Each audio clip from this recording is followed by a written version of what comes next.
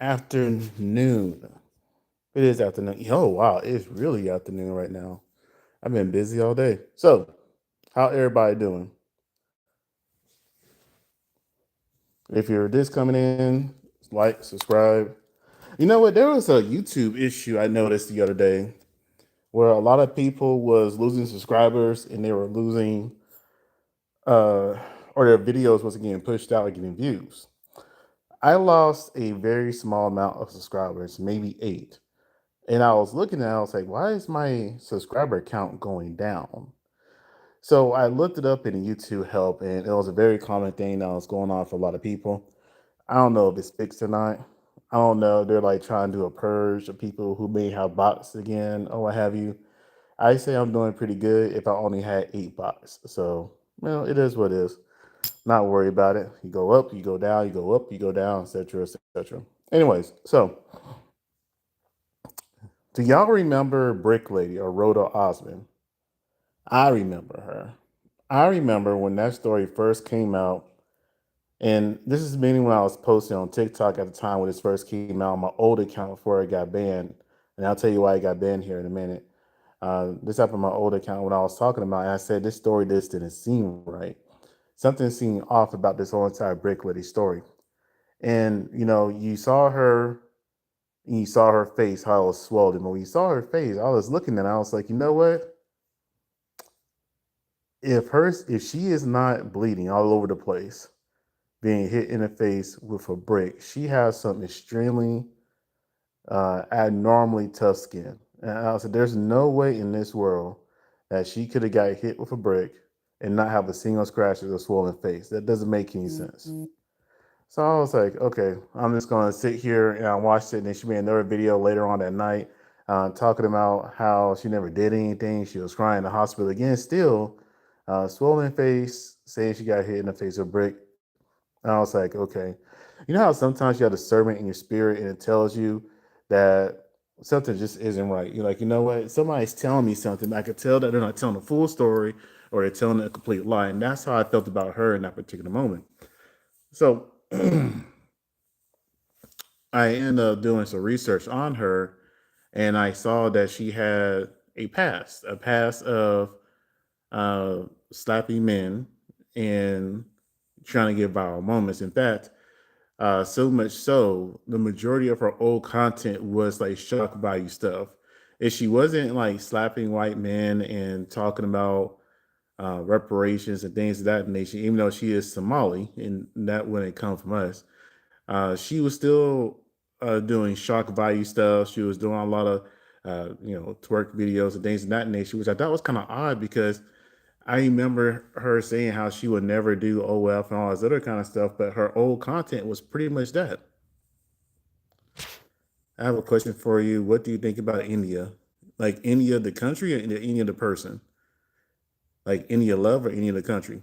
But yeah, anyways, back to what I was saying. So then that man consciously, the guy who knows high school vocabulary words that could talk really fast.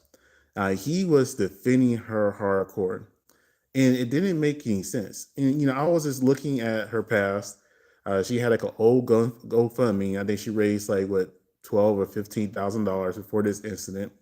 I forgot what she needed it for, but she has a history of making up stories and telling lies and just trying to get attention. And unfortunately, now she got the attention she wants because she's in jail. Well, he defended her so hard. I mean, on my old TikTok, I said to him, I made a video, and I said, even though all this evidence is coming out how she is not telling the truth and that she has a very sketchy story, this man is supporting and defending this woman so hard, he has to be sleeping with her. If he's not sleeping with her, he wants to sleep with her because there's no reason for a man to defend a woman that much that has a history of scamming and lying, and more evidence is coming out, but he's still standing 10 toes down with his opinion. But once I said that in my video on TikTok, all of a sudden I got mass reported. And unfortunately with TikTok, right? If you get mass reported, your channel just gets done, right? There's not really a good appeal process. I think their appeal process is due to some type of AI or computer or whatever. and it got denied. And my channel was closed down for good. And I was like, okay, but the same questions I was asking back then when I was looking into it, because it's not that hard. Hell, you can just type in her name on Reddit, Rhoda Osman, excuse me, and you'll see all kinds of videos and opinions about her. She was even very well known in her area for causing trouble in Houston. So, Cora's amazing videos. Hi, Cora. So yeah, that was this thing there. Oh yeah, also y'all like and subscribe by the way, and yeah, but yeah, so that's what I was just like, okay, this doesn't make any sense. So this woman got my channel mass reported, it's closed down. I had to start all over, which kind of sucked because at that time I just got a little bit over 1,000 subscribers on TikTok. I wasn't doing this social media thing a lot back then, but I was happy to get my little 1,000 plus subscribers that I lost like overnight because of, I'm not sure if it was him and his subscribers or her, but mass reporting my stuff for all the hard work I put into that was really crazy. It almost made someone say F TikTok at that particular time. Anyways, so we fast forward to what, 2025 of October, and it comes out that my suspicions was proven 100% correct by a jury and a judge that she got 90 days and 10-year social media ban. And I know that 10-year social media ban for her has to be the toughest part, because if you think about it, you spent your whole entire life trying to get attention and use the internet to make money to scam people. And you finally got the attention you wanted. You divided the black community between men and women were talking really bad about black men. You know what? Speaking of which, I'm very curious.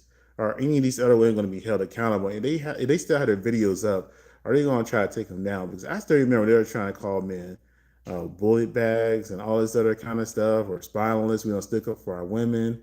This is why black women go to white men. It was just talking down on us hard. Everybody was, and they are pushing out this narrative that black men just aren't ish. Heck, even my own wife, my ex-wife at the time, was trying to use that as a justification, and yeah. So she caused a lot of damage. She caused a lot of damage with her lies, but it exposed a lot of people too. So I was kind of in a way glad it did happen, because I got to see people for who they really were. Braxton Andrews, how's it going, man? But yeah, so that happened, that situation. So I was like, okay, I'm kind of glad. Oh, and she has to pay back the 42,000 that she took from everybody, because I remember seeing her going on vacation and going to all these restaurants and going out all the time. And I was like, where is she getting this money from? And she made a video explaining, talking about how she had a job and all this other kind of stuff, but I can't find it now. I really don't care enough to go look for it anymore, if I'm being really honest with you. But it's you can get away with you can get away with doing people wrong for a little bit of time, but not all the time. Eventually, you'll get caught. And unfortunately for her, it was her own ego. If she would have made that break video and it's kind of disappeared, most people wouldn't have paid attention to her. It was just the fact that she went out and went on vacations. She was going to Jamaica. She was going to New York. And all those videos that she posted, they were using that in her trial as evidence. Now, I'm pretty sure this is being in her bank statements and everything else, but yeah, it's a crazy thing. But yeah, but that's why you can't believe all women. You can't believe all men. Everybody deserves to be questioned. And there's nothing wrong with questioning a person. It doesn't mean that you don't necessarily believe them. Is you trying to get the details to know what you should do next. If we blindly follow every single body that's has a little bit of a platform, this world be in shambles.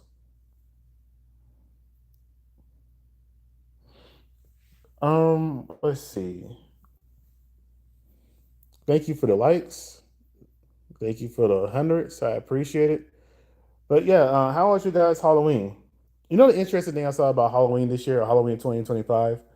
Um, I don't go out trick or treating. What I mean by that, I have a daughter, of course. So I used to take her trick or treating, but now she's in high school. She's about to graduate high school, so she goes out with her friends and stuff now. And they went to a haunted house. But When I was just looking on the internet in general, like on TikTok and YouTube Shorts, when I'm scrolling when I'm bored, and I see people that sit there and posting their Halloween costumes. When you see their Halloween costumes, what are you passionate about? Oh, it's a sticker thing. I don't know, new pop up. Anyways, I noticed like three main costumes that I've seen so far. One costume was I saw a lot uh, was Velma, and that surprised me because growing up, most people was into Daphne, not Velma. So to see everybody being a Velma all of a sudden is very odd. The other one that I saw was that was pretty common was Poison Ivy. I didn't understand the Poison Ivy one.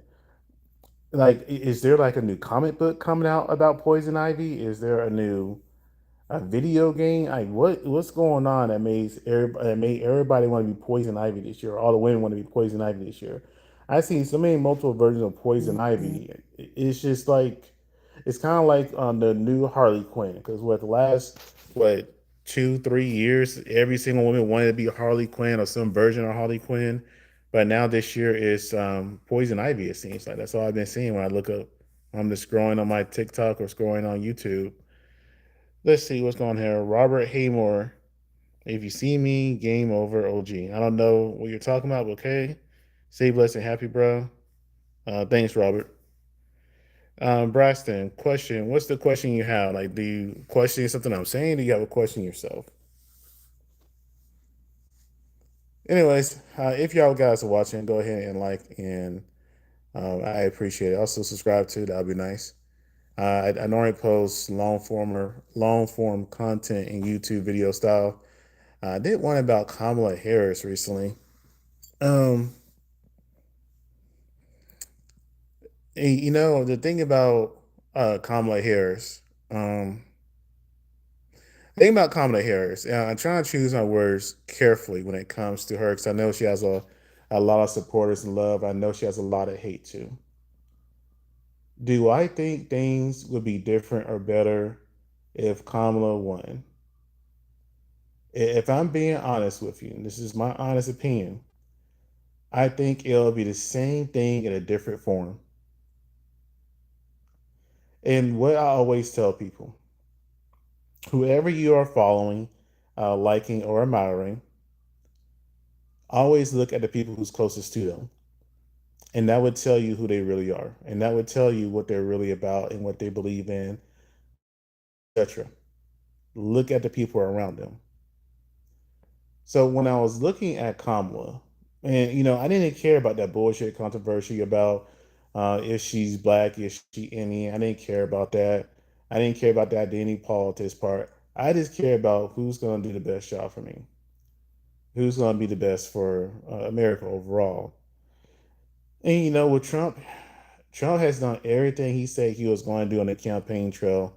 The problem is, what people are so upset right now is they didn't pay attention to what he was saying on the campaign trail. They'll only pick out a few viral clips, and those few viral clips were pushed out, and everybody believed that's what it was. But those long speeches at those fundraiser events, at those things like that, he told everybody what he was going to do. But with Kamala, I look at her husband. I'm just gonna I'll leave right there. I just look at her husband, and that's why I say it'll just be the same thing in a different form. But that's just my opinion. You know how it is.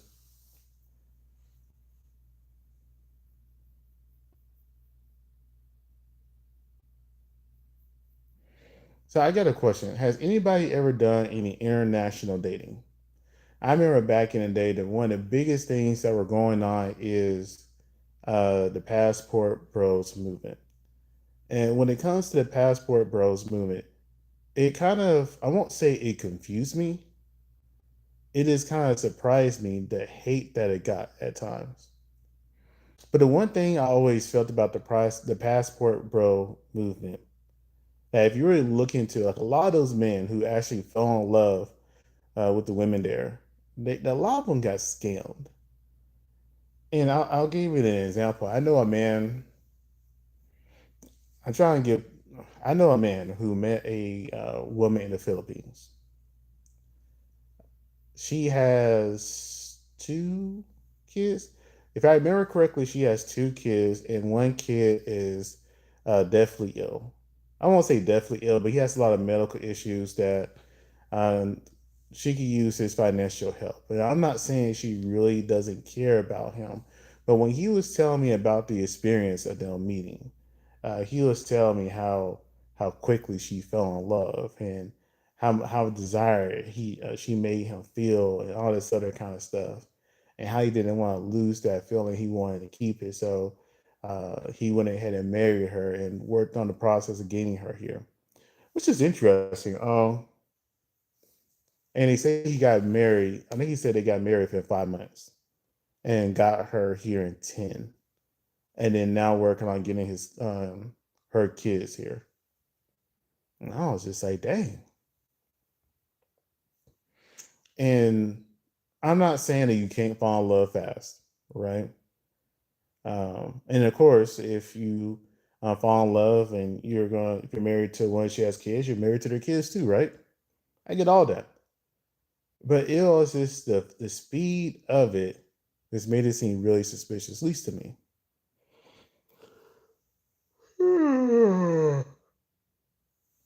Oh, damn, I'm tired. I need to be editing my next YouTube video. I was going to do a more deep dive into the whole entire Roda Osman thing. A lot of the video clips and stuff I stored from one of my older videos to the ones I reported back when I had my TikTok, I can't find right now. I checked my external hard drive. I checked my computer. I checked my phone. I didn't check my old phone. They didn't find that. I don't know if the passcode is to it anymore, to be honest with you. But I checked all that stuff and couldn't find it. So,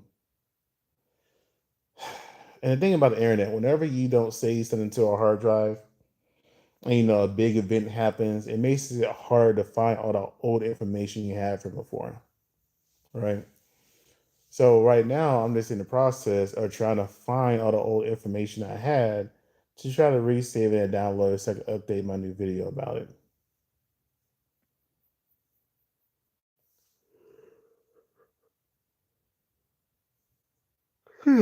Man.